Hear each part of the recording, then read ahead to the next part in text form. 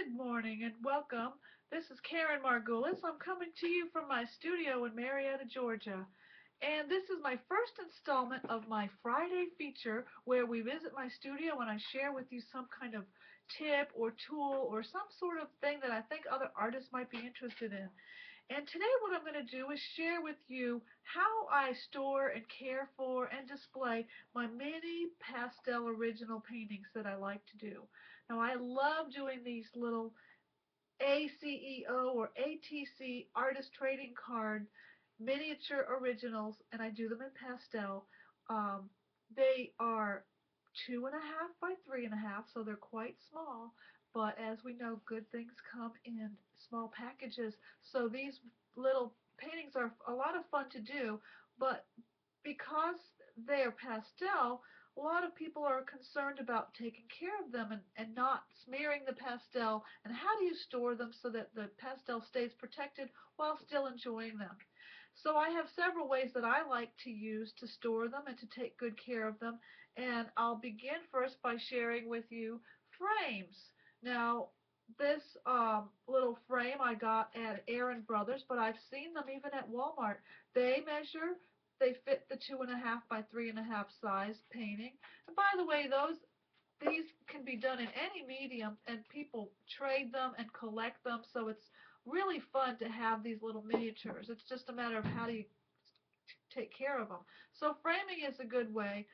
I just frame the pastel right up against the glass and make sure it's nice and tight and doesn't move around, and then it stays very nice, and you have a nice little frame painting. Another thing you can do is mat them. If you want to have a bigger statement for your art piece, you can get mats cut with the cutout being 2.5 by 3.5, and put your painting in there. This happens to be an 8 by 10 mat, but I get them also with 5 by 7, and just I've got a whole package of them. I got this at Jerry's Artorama online, but another good source for mats that are already pre-cut like this is actually on eBay. And you can do a search on eBay and find lots of sellers who will even cut mats to your specifications and the colors and sizes that you want. Just make sure that the interior cutout is for the 2.5 by 3.5 size. So those are a couple of ways, but one of my very favorite ways is just to stand the pastel, the little painting, on a little mini easel. And you can get you can get these mini easels at Michael's or any framing shop or arts and crafts shop, hobby shop, and they're excellent for putting a little bit of art in a small space. So you can see over on my table I've got a few on frames. The issue being with the pastel is how do you get them protected so that they're not going to get smeared. And what I do is just use clear bags and a piece of foam core. And let me show you how I do that. I get the clear bags. Again, I get these at Jerry's Artorama. I also get them at a company called clearbags.com, and this particular package is 250 of the clear bags, and they have a resealable strip here, and I'll show you how that works. This was $15 for 250 bags, so it's quite reasonable. If you have a coupon, you can do even better than that. What I like to do is cut a piece of foam core, thin piece of foam core, to 2.5 by 3.5, and simply place the foam core right inside the bag. You want to do this first before adding the painting. Slip it in. Then you take your painting and you want to carefully slide the painting into the bag. And what I like to do is pull the flap away so that the flap doesn't smear the painting. And there you have it. And it's nice and tight. It's not going to move around. It's not going to get smudged. And if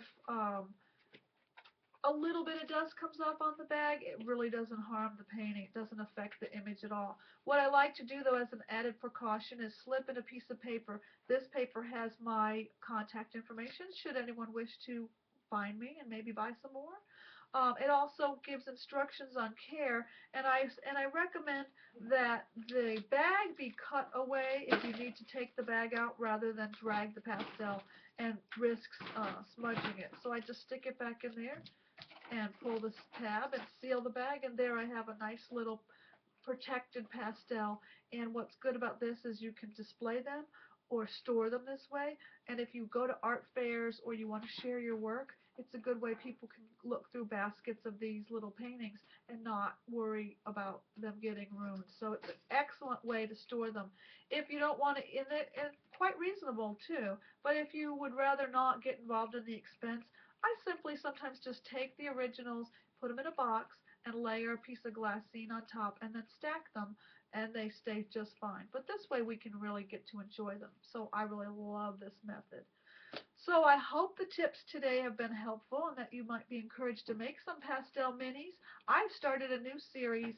I'm going to release 10 new mini pastels every month, and the theme for February is winter, and this is one of my winter minis that I have available on my blog and in my Etsy shop.